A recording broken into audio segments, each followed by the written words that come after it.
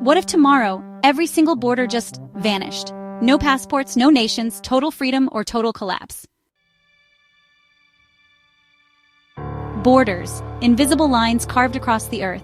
They dictate where we belong, who we can become, and how safe we feel. They decide who eats, who flees, who fights, and who gets left behind. But what if those lines disappeared overnight? No border patrol, no checkpoints, no countries, just one giant open world. Sounds like utopia? Or maybe a ticking time bomb? Today, we're diving into a jaw-dropping thought experiment. What happens when the entire world wakes up without borders?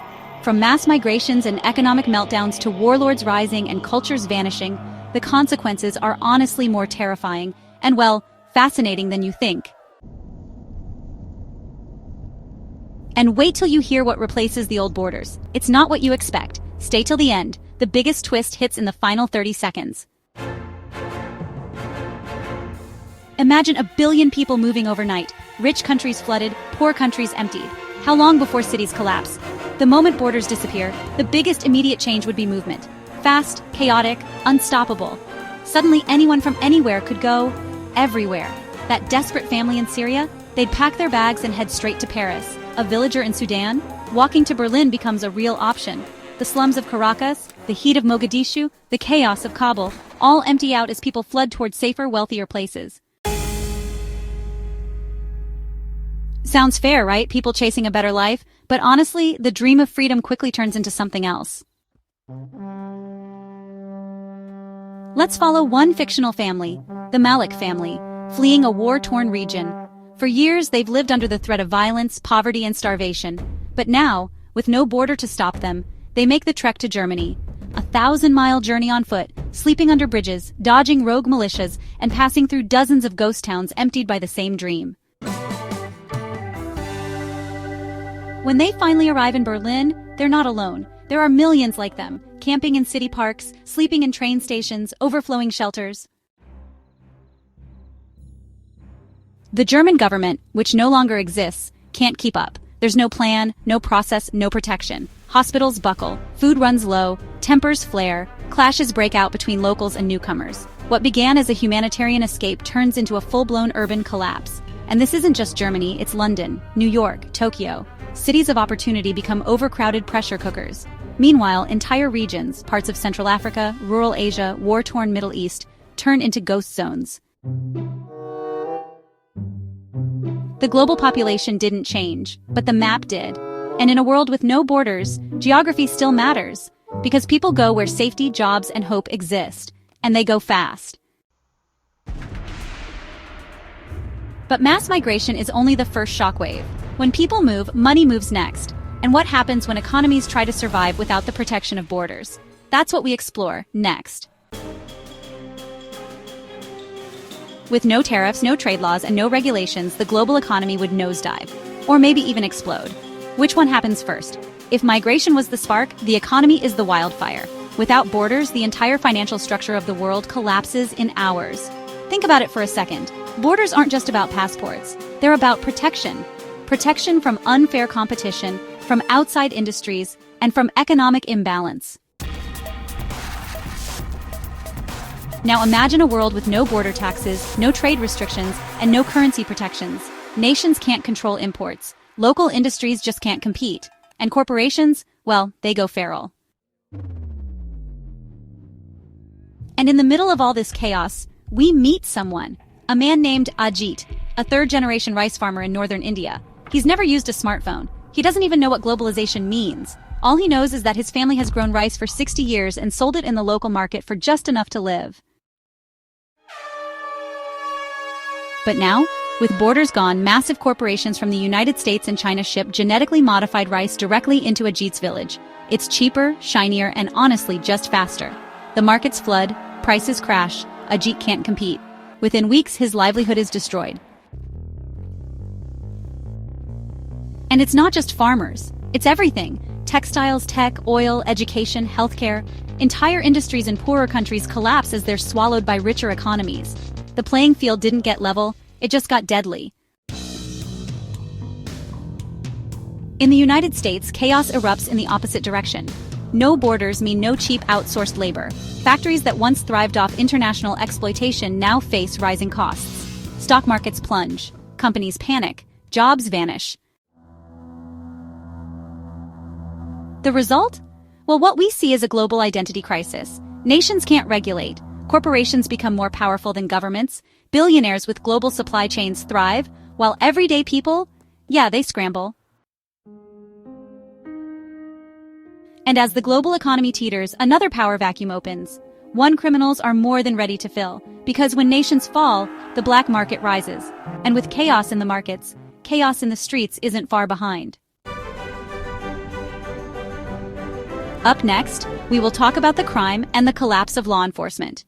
You'll see how the disappearance of borders doesn't just let people in, it lets everything in. Awesome. Let's keep the momentum going. No borders also means no border patrol. What happens when weapons, drugs, and crime move freely? With the fall of borders, nations no longer control what or who moves across their lands. And the first ones to celebrate that chaos? Criminal networks, the cartels in Mexico, the arms traffickers in the Balkans, the human smugglers of Libya. For decades, they've worked around the edges of borders. But now, those barriers are gone. There's no smuggling anymore, because there's no one left to stop them. Customs disbanded, immigration services overrun, international surveillance gone. Let's zoom into a fictional coastal city in southern Italy. Once a quiet port town, it becomes the perfect entry point for anything illegal. Drugs, weapons, trafficked people. Ships come in every hour unchecked. Cargo containers go unsearched. Streets flood with substances that used to be stopped at the border. We meet Elisa, a young paramedic, who used to treat a handful of overdose cases per month. Now she's responding to 10 a day. Some are teens, some are children. The emergency rooms are at full capacity. And it's not just drugs, it's violence. It's organized crime. It's a new war with no uniforms, no flags, and no rules. The mafia returns, not in the shadows but out in the open. They offer food when governments can't, security when police won't. In exchange, loyalty. And what about law enforcement? Well, it starts with budget cuts, then, walkouts, then desertion. Police officers are overwhelmed, outgunned, and unsupported. Entire departments collapse. Some officers join private forces, others vanish. There's no such thing as illegal entry anymore, but everything else still is illegal. And now it all moves without friction. And here's the kicker. This crime wave doesn't just thrive in the shadows, it profits in the open, on black market apps, on encrypted networks, and soon it's not criminals versus governments, it's criminals replacing them. Because when the police fall, and the governments fail, someone always steps in to fill the void. And this time it's not soldiers or presidents, it's billionaires. But when the system collapses, someone always steps in to seize power. Coming up next, we will talk about the rise of private power and warlords, where tech giants and warlords become the new nations. And safety becomes a subscription. This section dives into scenario number 4, rise of private power and warlords. With no nations to protect people, who steps in? Spoiler, it's not who you think. The fall of borders doesn't just erase geography. It erases governments, law, and protection. And in the silence left behind, new voices rise. Not elected, not accountable, but powerful. Let's introduce Lucien Vale, a fictional billionaire tech mogul based in Switzerland. Before the collapse, he owned several data companies and smart city projects. After borders fell and governments withered, he did what no government could. He created his own nation, not on paper, not with a flag, but with infrastructure. Lucien buys out chunks of collapsed regions, offering clean water, power, medical care, and security. His army? Former military officers, ex-police, and private contractors. His citizens? Anyone willing to trade biometric data and total obedience for safety. There are no taxes, no laws, just terms and conditions. People call it the safe zone. Outsiders call it something else, a techno-dictatorship. And he's not alone. Across Africa, we see warlords emerge with oil rigs and private armies. In North America, militias take over abandoned rural areas, creating people's republics. In Asia, old companies become sovereign islands of corporate governance. A new world order begins to form, not of nations but of franchises. You don't vote for your leader anymore, you subscribe to them, pay monthly for safety, accept surveillance for shelter, lose your freedom for protection. And what's terrifying isn't how fast it happens, it's how easily people accept it. Because when you've lost everything, even control feels like comfort. But something deeper begins to unravel now.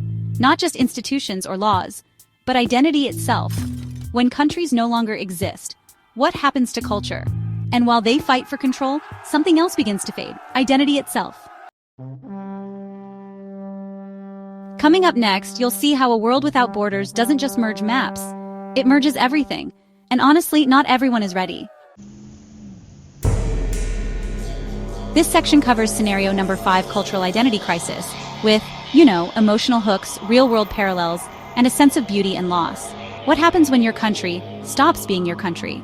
Borders didn't just define nations. They protected identity, languages, customs, holidays, food, even values. Without them, the world doesn't just merge physically. It begins to blend culturally, and not always in harmony. Let's travel to a small fictional village in southern France, Saint-Laval. Known for its ancient vineyards and centuries-old traditions, the village was once a quiet enclave of French heritage. But now, Saint-Laval looks nothing like it did just a year ago. With borders gone, newcomers from North Africa, Germany, and Southeast Asia flood in. Not as invaders, but as survivors, opportunity seekers, dreamers. They bring new religions, new languages, new values. Cafes now serve Tunisian tea alongside French pastries. Street signs are written in Arabic, Mandarin, and English. Churches ring bells next to mosques calling prayer. To some, it's beautiful, a living, breathing fusion of global culture. But to others, it's erasure. We meet Claire, a middle-aged schoolteacher who's lived in Saint-Laval her entire life. Her class used to be made up of local French kids. Now, half her students don't speak French at all. The national curriculum? Gone. The holidays she grew up with? Forgotten. She walks through the town square one day and realizes nothing she once recognized is left.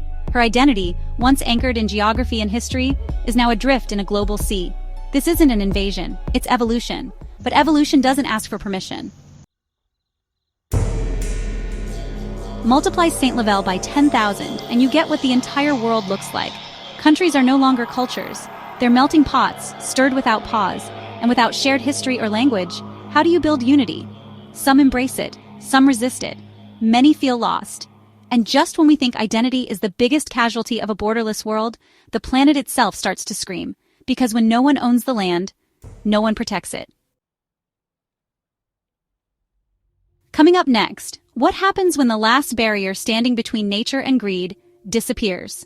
This time, we dive into scenario number 6, environmental collapse, where we explore the devastating impact of a world with no political, legal, or territorial restrictions on nature itself. With no rules and no responsibility, Earth itself starts to suffer. Borders once divided nations, but they also drew lines around protected ecosystems, national parks, marine reserves, and conservation zones. Without them, the land becomes lawless. And the first to notice? The planet. Let's zoom in on one of the world's most important environmental frontiers, the Amazon rainforest. For decades, Brazil enforced strict, though imperfect, protections against deforestation. International treaties pressured corporations to limit the damage. Environmental activists, journalists, and even foreign governments kept watch. But now there's no Brazil, no treaties, no enforcement. The Amazon, often called the lungs of the earth, becomes free real estate. Within weeks, corporations flood in, not just from South America but everywhere. Logging giants from China, mining firms from Canada, cattle conglomerates from the United States. What used to take years of permits, court battles, and environmental reviews now takes just one bulldozer and a drone. We meet Mateo, a former forest ranger who's watched over this land his whole life. He walks the jungle trail where jaguars once prowled, and all he hears now is chainsaws. Trees fall like dominoes, the soil turns to dust. The skies, once alive with birds, grow silent. Mateo isn't just losing trees, he's losing generations of untouched biodiversity, and the consequences ripple fast. Carbon emissions spike, Global temperatures surge, weather patterns shift violently, entire species vanish in just a few months. Coastal cities, already weakened by borderless migration, begin flooding from rising seas. And, it's not just forests. Oceans become overfished, coral reefs are mined for minerals, glaciers tapped for bottled water. With no laws and no ownership, nature basically becomes a buffet, one that humans devour with no thought of tomorrow. Because when no one owns the land, no one defends it.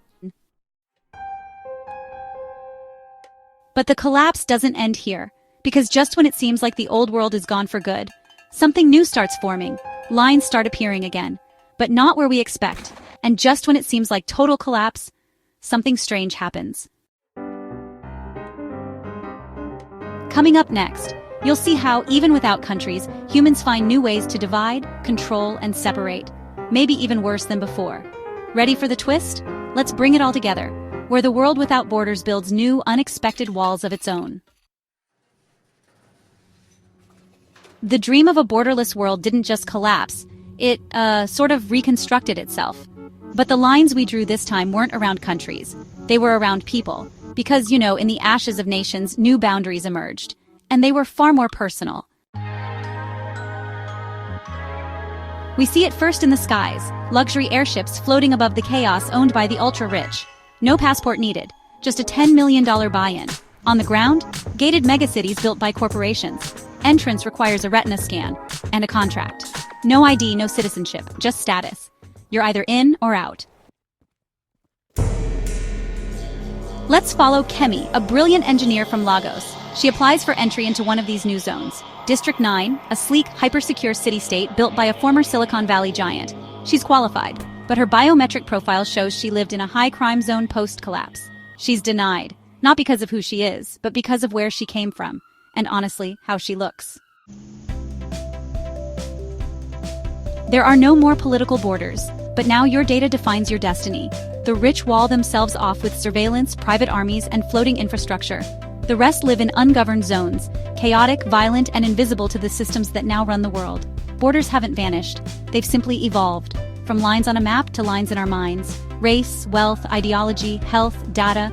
We create new nations based on who we trust, who we fear, and who we think deserves to survive.